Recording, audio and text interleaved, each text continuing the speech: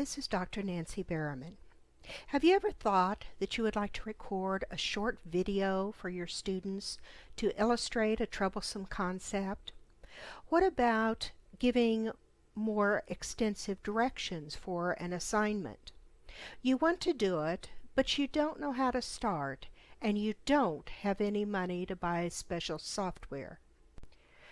Let me give you some tips. You probably have an advanced degree, but it probably isn't in video production. So let's try to keep it simple. I'm going to assume that you would like to use PowerPoint slides and then record your voice over them and then upload to YouTube or another video hosting service. I'm going to assume that you aren't particularly interested in recording your talking head. Your first step is going to be to develop your script. I have tried simply winging it in recording my messages, but I have discovered that it's much better to start with a script. But don't simply put everything that you say on the PowerPoint slides and then read the slides. Students hate that. Keep the script on target. The key to explaining anything is to be organized and clear. Sometimes you might have to explain things a couple of different ways, but always strive to remain organized. Don't try to do too much in a video. Pick a concept or topic, etc., and try to explain it at the level of your students. A quick and easy way to prepare graphics is to use PowerPoint. Use PowerPoint as you would in preparing a lecture on this topic to focus your audience's attention. Remember that if you are grabbing graphics from other sources, that you should have permission to include them in your video. Once you have completed your PowerPoint presentation, then you will need to have each of them saved as a separate graphic, in this case a JPG file. In Microsoft PowerPoint 2010, the following steps should be followed. Save your presentation in the normal way with any file name you wish. After you have done that, you will want to return to the File menu and select Save As. This time you will want to save as a JPEG file interchange format. You will be asked if you want to export every slide in the presentation or only the current slide. Select every slide. Your slides will be saved in a separate folder with the same name that you gave your overall presentation. You can now quit PowerPoint as you won't need it anymore. Of course, if you decide to change or add slides, you will need to repeat this process.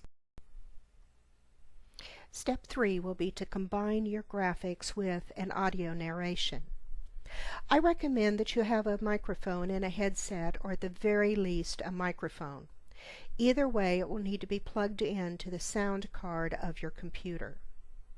I'm going to describe how to use Microsoft Live Movie Maker to combine your narration with your graphics. It is free and has a lot of functionality. If you have a Windows computer, you can use Movie Maker by going to the Start button and searching for it. If you don't have the latest version, you might want to search online and download it. The general process will be to add your graphics. These can be either stills or video if you want to record video. The next step is to add your audio through narration. By the way, you can also add background music if you like. The next step is to stretch your graphics to match your audio, add transitions, save, and upload your video. I'm now going to use a great tool called Snagit to record some video that will demonstrate the use of Movie Maker. This is what Windows Movie Maker looks like when you are editing a video. If you select Home and then move your cursor over the right-hand side of the screen, you will see the individual video, music, and narration segments that have been added.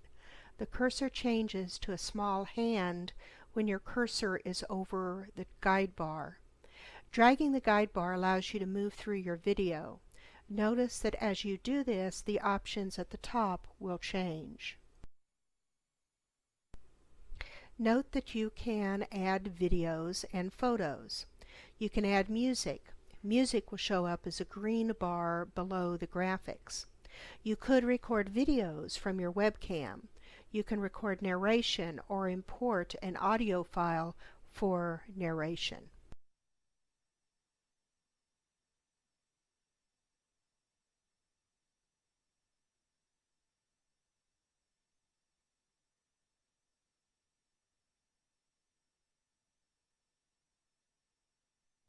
Notice that this piece of music is 10 seconds in length. You will need to adjust the duration of the graphic that goes with it to the same length.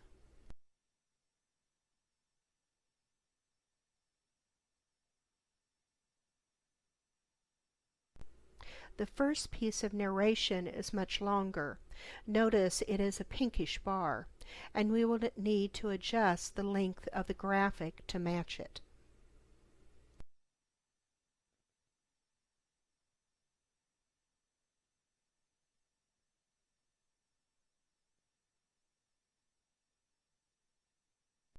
These are the essential elements. There's lots more that can be done with this piece of software, but this will get you started. Have fun!